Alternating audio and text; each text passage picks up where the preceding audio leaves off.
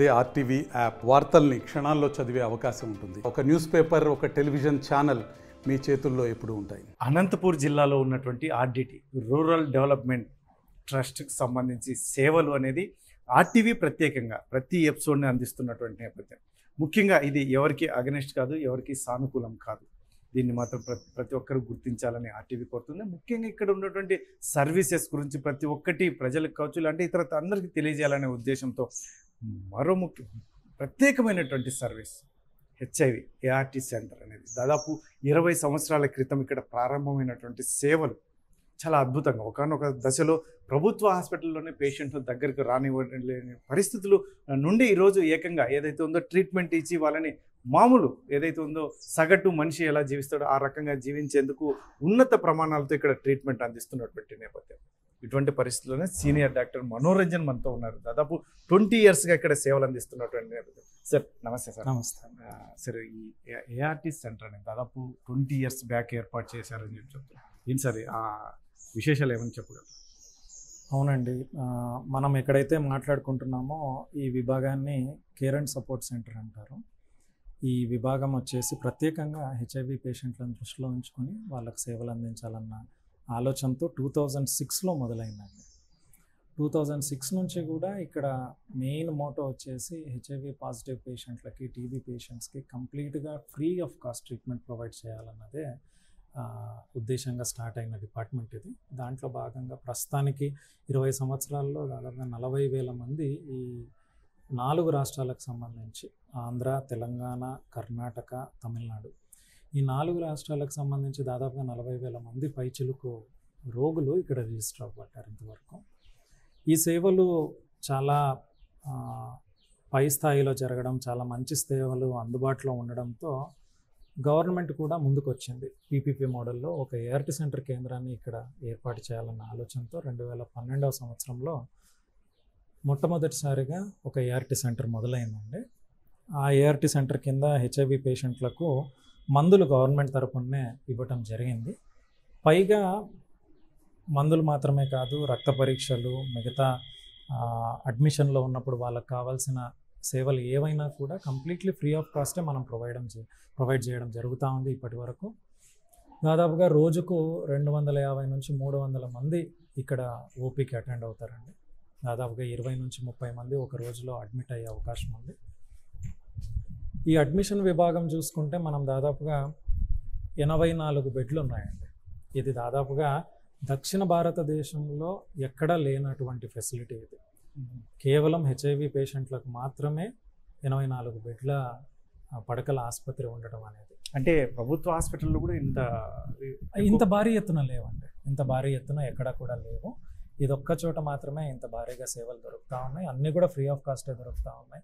ఈ టెస్ట్ అనే కాదు, ప్రతి ఒక్క టెస్ట్ కూడా అందుబాటులో ఉంది. హెచ్ఐవి ఎయిడ్స్కి సంబంధించి, టీబీకి సంబంధించి ఈ సేవలను గుర్తించే గవర్నమెంట్ కూడా మనకు టీబీకి సంబంధించి అత్యంత సంక్లిష్టమైన కేసులు కూడా మనం ట్రీట్ చేయడానికి ఒక డ్రగ్ రెసిస్టెంట్ టీబీ సెంటర్కి నోడల్ సెంటర్గా దీన్ని 2016-17వ సంవత్సరంలో గుర్తించడం జరిగింది. సో దాంట్లో భాగంగా ఈ చుట్టుపక్కల ఉన్న 5 జిల్లాల్లో ఉన్న అత్యంత క్లిష్టమైన హెచ్ఐవి మరియు టీబీ కేసులని కూడా ఇక్కడ చూడటం జరుగుతుందండి. ఇదే కాకుండా ఇక్కడ మనకు అవుట్రీచ్ వర్కర్స్ అన్న ఒక విభాగం ఉంది. ఎవరైతే ఈ జబ్బుతో ఉండి కూడా కొంతవరకు చదువుకున్న వాళ్ళని మనం ఏం చేస్తున్నామంటే ఫీల్డ్లో వాళ్ళు మన పేషెంట్స్తో ఇంటరాక్ట్ అయ్యేటట్లు నెలకు ఒకసారి వీళ్ళు ఫీల్డ్కి వెళ్ళి వాళ్ళ ఇంటికే వెళ్ళి పేషెంట్స్తో మమేకమైపోయి వాళ్ళతో వాళ్ళ యొక్క ఇబ్బందులు అవన్నీ కూడా విచారించుకొని తెలుసుకొని వాళ్ళ ఒకవేళ ఆరోగ్యం పట్ల ఏదన్నా ఇబ్బంది ఉన్నా కూడా వాళ్ళని ఆసుపత్రికి తీసుకొని వస్తారండి. ఇదే కాకుండా ఇక్కడ వస్తున్న పేషెంట్లకు మనం ఏం చేస్తున్నామంటే 3 నెలలకు ఒక 4 సభ్యులు ఉన్న కుటుంబానికి సరిపడా న్యూట్రిషన్ కూడా మనం ప్రొవైడ్ చేయడం జరుగుతూ ఉంది. దాంట్లో భాగంగా మనము బియ్యము, రాగులు, కందిపప్పు, వంట నూనె, చక్కెర, జొన్నలు ఇవన్నీ కూడా ఒక 4కి సరిపోయేంత క్వాంటిటీ మనము 3 నెలలకు ఒకసారి మనము ఇవ్వడం జరుగుతూ ఉంది. అంటే దాని వెనకాల ఉద్దేశం ఏంటంటే కనీసం దాని గురించన్నా పేషెంట్స్ రెగ్యులర్గా ఆసుపత్రికి వస్తారు అని. వీళ్ళల్లో హెచ్ఐవి ఉన్న ప్రతి ఒక్క వ్యక్తిలో కూడా క్యాన్సర్ లక్షణాలు చాలా ఎక్కువ ఉంటాయండి. క్యాన్సర్ వచ్చే అవకాశాలు కూడా మిగతా వాళ్ళతో పోలిస్తే దాదాపుగా 10 నుంచి 15% ఎక్కువ ఉంటుంది. సో అందుకని వీళ్ళకు క్యాన్సర్కి సంబంధించిన పరీక్షలు ప్రత్యేకంగా చాలా ఎక్కువ చేస్తాం. వాటిలో ముఖ్యమైనది గర్భసంచికి సంబంధించిన సర్వైకల్ క్యాన్సర్ స్క్రీనింగ్ అంటాం.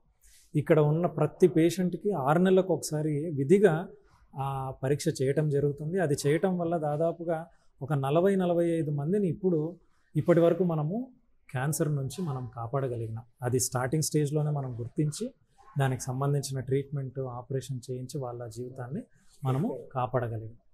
సో ఇటువంటి సర్వీసెస్ చాలా ఉన్నాయి.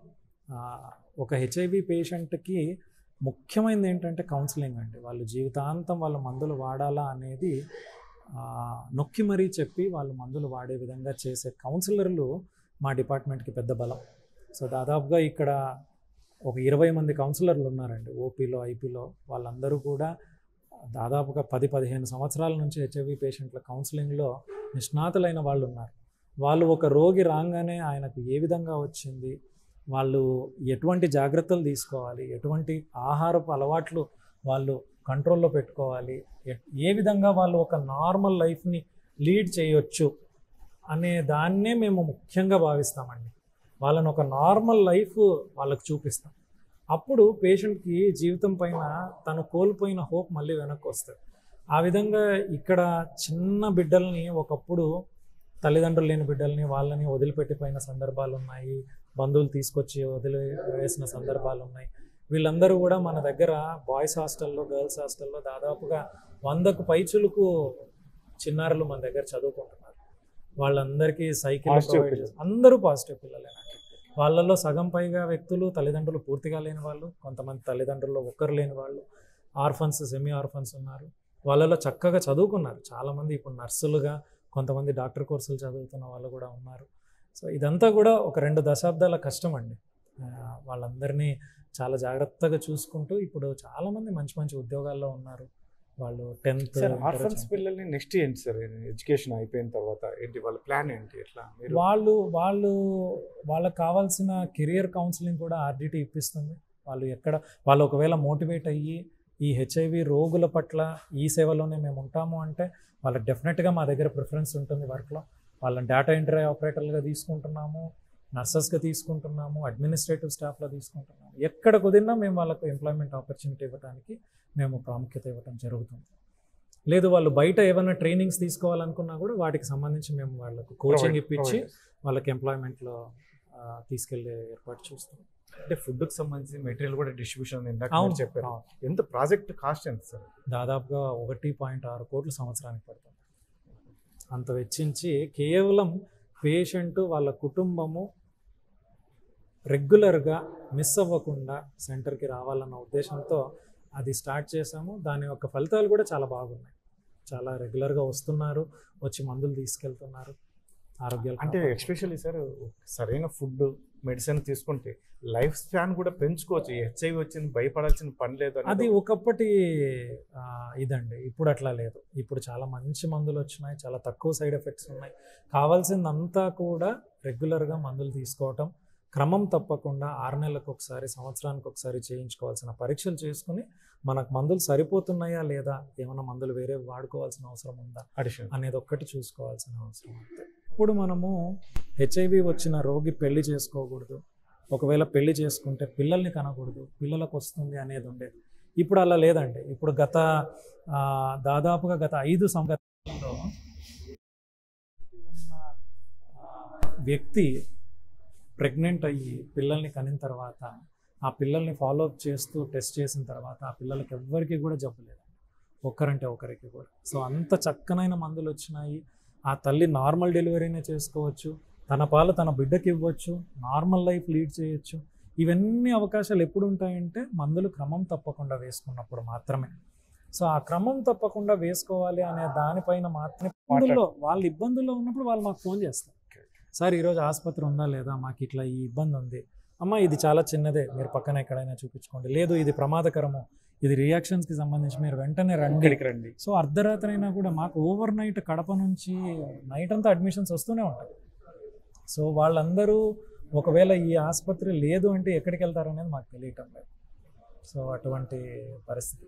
ఎస్పెషల్ మీ సర్వీస్ గురించి కూడా బయట వెళ్ళాం సార్, ఎందుకంటే మీరు బయట ప్రాంతాలకి ఇక్కడికి రాలేని వాళ్ళు, చిన్నపిల్లలు కావచ్చు, ఇటువంటి వాళ్ళు మీరు దగ్గరికి వెళ్ళి, లేదంటే కొంతమంది వాళ్ళని పంపివ్వకుండా ఉంటారు, ఎందుకంటే తల్లిదండ్రులు వేరే వాళ్ళు, లేదంటే ఎక్కడో దగ్గర ఉండి వాళ్ళని కూడా కొంచెం వాళ్ళకి నచ్చజెప్పి తీసుకొచ్చి ట్రీట్మెంట్ కూడా ఇచ్చే ప్రక్రియలో మీరు ముందుంటారు అనేది మేము విన్నాం. అవునండి. దాని గురించి ఏం చెప్తారు? మేము నెలలో దాదాపు ఒక 2-3 సార్లు ఏం చేస్తామంటే ఫీల్డ్ విజిట్స్ అని వెళ్తాము. మనకు అవుట్రీచ్ వర్కర్లు అంతా కూడా కొన్ని కష్టమైన కేసులు ఎత్తిపెడతారు. సో వాటిని చూసుకోవటానికి మేము వెళ్ళి వాళ్ళతో, కుటుంబంతో, వాళ్ళ నైబర్స్తో ఇంటరాక్ట్ అవుతాం. అసలు ఏంటి ప్రాబ్లం, ఎందుకు వీళ్ళు రాలేకపోతున్నారు, వాట్ ఈస్ డిస్కషన్. సో అప్పుడు ఏం జరుగుతుందంటే, అయ్యో ఒక డాక్టరే వచ్చినాడా, ఏం అవసరం ఉంటే వస్తారు, మన ఆరోగ్యం గురించే కదా, మనం ఇన్ని రోజులు ఏదోలే అనుకున్నాము, సో సారే వచ్చినాడు కదా ఒకసారి వెళ్ళొద్దాంలే ఆసుపత్రికి అన్నప్పుడు, వాళ్ళని వచ్చిన తర్వాత కొంచెం ప్రాపర్గా రిసీవ్ చేసుకుని వాళ్ళు ఒకవేళ మందులు తీసుకుంటే వాళ్ళు ఎంత ఆరోగ్యంగా ఉండొచ్చు అనేది మనం చెప్పగలిగినప్పుడు వాళ్ళు కంటిన్యూస్గా వచ్చే అవకాశాలు ఉన్నాయి. అట్లా ఫీల్డ్లో వెళ్ళినప్పుడు మేము రిట్రీవ్ చేసుకున్న కేసులు చాలా ఉన్నాయండి. మేము డాక్టర్స్గా వెళ్ళి, అమ్మ దయచేసి ఆసుపత్రికి రండి, మేము కూడా వస్తున్నామంటే అర్థం చేసుకోండి ఎంత ప్రాముఖ్యత ఉంది, ఒకవేళ వాడకపోతే చాలా కష్టమైన రోజులు ఉన్నాయి ముందు ముందు, కంటి చూపు కోల్పోయే అవకాశం ఉంది, కిడ్నీలు దెబ్బతినే అవకాశం ఉంది, గుండె పాడయ్యే అవకాశం ఉంది. సో ఆ పరిస్థితి రాకుండా మనం ఇప్పుడే మందులు మంచిగా వాడుకుంటే సరిపోతుంది. చిన్న పిల్లలు, ఆ పిల్లలు రాలేని పరిస్థితిలో ఉన్నప్పుడు కూడా వాళ్ళ పేరెంట్స్ని, వాళ్ళ బంధువుల్ని మోటివేట్ చేయడం, ఏం పర్వాలేదు మీరు ఒక్కసారి రండి, మీరు 3 నెలలకు సరిపోయే మందులు ఇస్తాం, నెల అక్కర్లేదు, మీరు కావాలంటే వచ్చిపోయేదానికి మేము కావాలంటే టికెట్ రీఎంబర్స్ చేస్తాము, మీకు న్యూట్రిషన్ ఇస్తాము, ఇలా ఏదో ఒక బార్గెనింగ్ చేసుకొని కొన్ని రోజుల తర్వాత, అవును మా ఆరోగ్యం గురించే కదా వీళ్ళు ఇన్ని చేస్తుండేది, వీళ్ళకి రిటర్న్లో బాండింగ్ ఏర్పడుతుంది. ఒక బాండింగ్ అనేది చాలా ముఖ్యం. ఇవి జీవితకాలపు సమస్యలు, ఇది ఒక రోజు ఉండిపోయేది కాదు. సో కాబట్టి ఆ బాండింగ్ ఎప్పుడైతే ఏర్పడుతుందో పేషెంట్ తప్పకుండా రెగ్యులర్గా వచ్చే అవకాశం ఉంది. మెడిసిన్ కూడా మీరు చెప్పినట్టు వాడితే రెగ్యులర్గా వాడుతూ వాళ్ళు కరెక్ట్గా పరీక్షలు చేయించుకున్నప్పుడు, ఏదైనా చిన్న సమస్య మొదలైనప్పుడే ముందుగానే దాని గురించి కేర్ తీసుకుంటే ఇంకా అసలు హెచ్ఐవి పేషెంట్లకు ఎటువంటి డోకా లేదండి. భయపడాల్సిన అవసరం ఇప్పుడైతే లేదు, ఇప్పుడున్న మందుల్ని బట్టి. సరే, ఇన్ని రోజులు సంవత్సరాలుగా మీరు, ఎందుకంటే ఒక జర్నీ, ఇటు ఆ పేషెంట్స్తో కావచ్చు, ఇటు ఆర్డిటీతో కావచ్చు, ఏంటి అసలు ఎలా ఫీల్ అవుతున్నారు?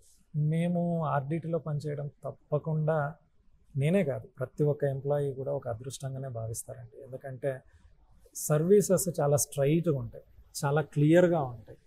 అందులో ఒక ఫ్రీ ఎన్విరాన్మెంట్లో మనము రోగిని ఎటువంటి ఫినాన్షియల్ రిస్ట్రిక్షన్స్ లేకుండా కంప్లీట్గా చూడగలిగిన ఆపర్చునిటీ ఒక డాక్టర్కి దొరికిందంటే అది అదృష్టం అన్నమాట. ఇప్పుడు బయట నేను కొన్ని పరీక్షలు అడగాలంటే వాళ్ళకి సాధ్యం అవుతుందా లేదా చూసుకోవాలి, ఎక్కడ దొరుకుతుందో చూసుకోవాలి. ఈ సమస్యలు లేవు నాకు ఇక్కడ. సరే మందులు రాద్దామా, వాళ్ళు పెట్టుకోగలరా లేదా, వాళ్ళ ఫైనాన్షియల్ బర్డెన్ మనము 10 రోజులకు రాస్తే 2 రోజులకు తీసుకొని వెళ్ళిపోతారు బయట. అలా కాకుండా ఇక్కడ నేను కంప్లీట్ ట్రీట్మెంట్ ఇవ్వచ్చు. అందులో పేషెంట్ని మళ్ళీ ఒక నెల తర్వాత ఖచ్చితంగా వస్తారు. వచ్చినప్పుడు వాళ్ళు పలకరించే ఆప్యాయత కావచ్చు, వాళ్ళు మేము రికవర్ అయినాం సార్, మేము బాగున్నాము, మీరు మీ ఆసుపత్రి సిబ్బంది పనిచేయటం వల్ల మాకు ఇంత ఆరోగ్యము మాకు దక్కింది, మేము మా కుటుంబం సంతోషంగా ఉన్నామని చెప్పినప్పుడు ఆ సంతోషం చాలండి. ఆ ఆపర్చునిటీ మాకు ఆర్డిటీ కలిగించింది. వితౌట్ ఎనీ లిమిట్స్ మేము కంప్లీట్గా హ్యాపీగా వర్క్ చేయగలుగుతాం. అంటే ఎస్పెషల్లీ సార్, మీరు ఇప్పుడైతే ఓకే అందరూ ట్రీట్మెంట్ ఇవ్వడానికి ముందుకు వస్తున్నారు, బాగానే ఉంది, స్వచ్ఛంద సంస్థలు పనిచేస్తున్నాయి, అంతా ఓకే.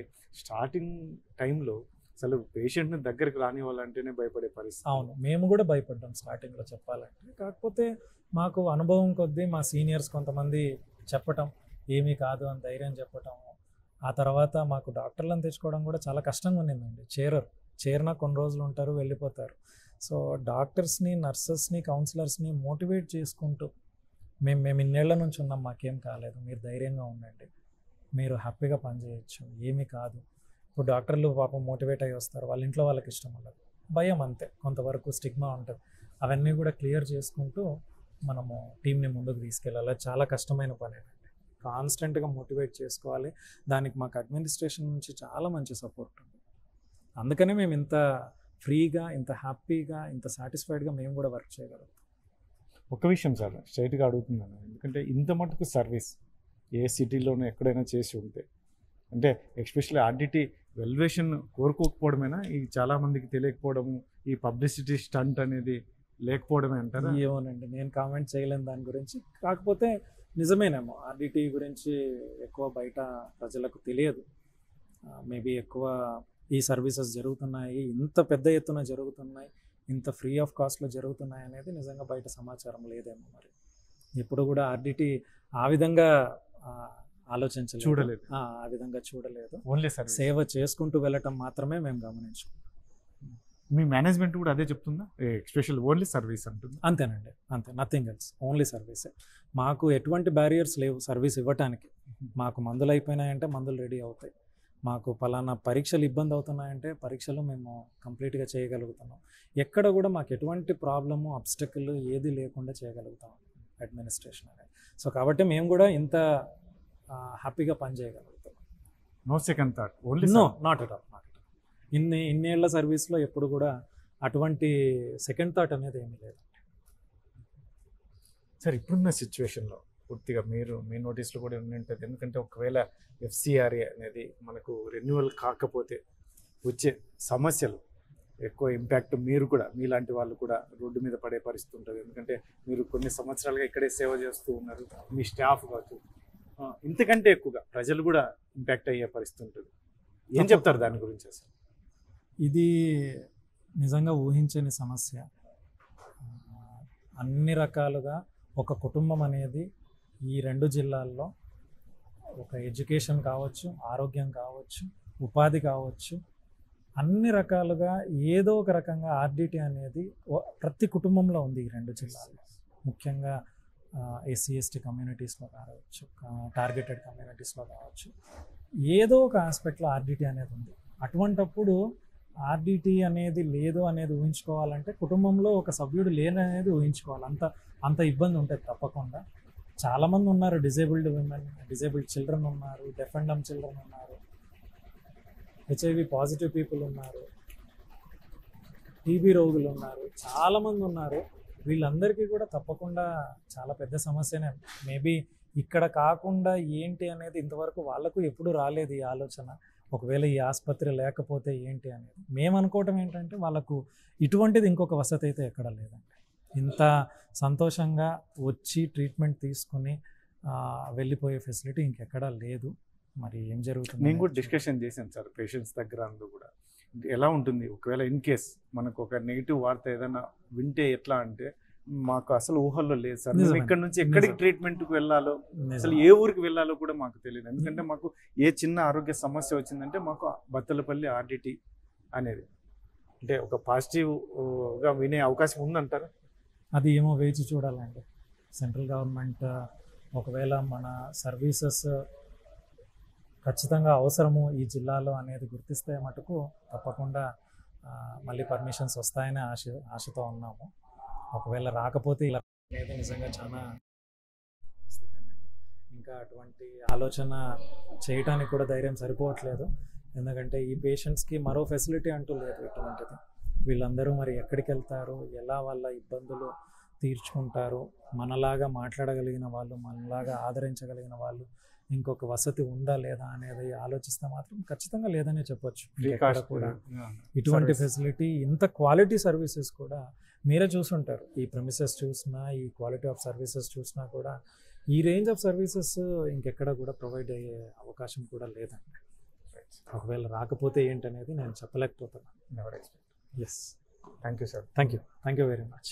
ఇది మొత్తం మీరు చూడవచ్చు, ఆర్డిటి అందిస్తున్న సేవల్లో అతి ముఖ్యమైనది హెచ్ఐవి. దాదాపు 20 సంవత్సరాల క్రితం ఇక్కడ ఒక సెంటర్ని ప్రారంభించి, ఎందుకంటే పేషెంట్లు దగ్గరికి వస్తే కూడా భయపడే పరిస్థితులు, ఇటువంటి పరిస్థితుల్లోనే ఈరోజు దాదాపు వారిని పాజిటివ్గా చూస్తే, పాజిటివ్గా డాక్టర్ గారు, సీనియర్ డాక్టర్ మనోరంజన్ కూడా చెప్తున్నటువంటి నేపథ్యం ముఖ్యంగా. ఎందుకంటే ఇక్కడ చేస్తున్నటువంటి సర్వీస్ మరెక్కడ దొరకదు. ఎందుకంటే మేము చాలా ఆత్మ తృప్తితో ఇక్కడ సర్వీస్ చేస్తున్నాం. ఎందుకంటే మాకు మేనేజ్మెంట్ కూడా అంత ఫ్రీ హ్యాండ్ ఇచ్చినటువంటి నేపథ్యం మాకు. ఎందుకంటే ఒక పేషెంట్ బయట అయితే మాత్రం ఇతన్ని ఆర్థిక పరిస్థితిని చూసి ట్రీట్మెంట్ ఇవ్వాల్సిన పరిస్థితులు ఉంటాయి. ఎందుకంటే అతను మెడిసిన్ తీసుకోగలరా, లేదంటే టెస్టులు చేయించుకోగలరా, ఇటువంటివన్నీ కూడా చూసి మేము ట్రీట్మెంట్ ఇవ్వాల్సిన పరిస్థితులు ఉంటాయి. కాకపోతే ఇక్కడ మాకు అవసరం లేదు. అటువంటి ఏ ఇబ్బంది వచ్చినా మేనేజ్మెంట్ దృష్టికి వెళ్తే 1 or 2 డేస్లో కూడా క్లియర్ చేసినటువంటి పరిస్థితులు ఉన్నాయి. కాబట్టి ఇటువంటి సర్వీస్ అనేది చాలా అద్భుతంగా ఉంటుంది. ఈ జిల్లాలోనే కాదు, మొత్తం పక్క జిల్లాల్లోనే కాదు, ఎక్కడెక్కడి నుంచో పేషెంట్లు వస్తున్నటువంటి నేపథ్యం. కాబట్టి ఇటువంటి సర్వీస్ కొనసాగాలి అంటే మాత్రం కేంద్ర రాష్ట్ర ప్రభుత్వాలు పాజిటివ్గా ఒక నిర్ణయం తీసుకుంటే మాత్రం ఇక్కడ ప్రాంత ప్రజలు, ముఖ్యంగా ఈ ప్రాంతం అనంతపురం జిల్లా అంటేనే డ్రాట్ ఏరియా, ఇక్కడ చాలా పరిస్థితులు చాలా భిన్నంగా ఉంటాయి. కాబట్టి ఇటువంటి వారికి ఇక్కడ ప్రజలకు సేవలు అందాలంటే మాత్రం ఈ ఆర్డిటి అనేది కొనసాగేలా కేంద్ర రాష్ట్ర ప్రభుత్వాలు చర్యలు తీసుకోవాలి. అది మా రిక్వెస్ట్ అని చెప్పి కెమెరా పర్సన్ సుధాకర్తో చల్లాకే నాయుడు, ఆర్టీవీ, అనంతపురం. తెలుగులో న్యూస్ కి ఫాస్టెస్ట్ యాప్ ఇప్పుడు టోటలీ న్యూ అవతార్లో జస్ట్ 5 seconds లో కంప్లీట్ న్యూస్. సోషల్ మీడియాలో ట్రెండ్స్ కి one stop solution. Live TV app voice search option తో ఇప్పుడే డౌన్లోడ్ చేయండి లేదా అప్డేట్ అయిపోండి. యాప్ లింక్ డిస్క్రిప్షన్ లో ఉంది.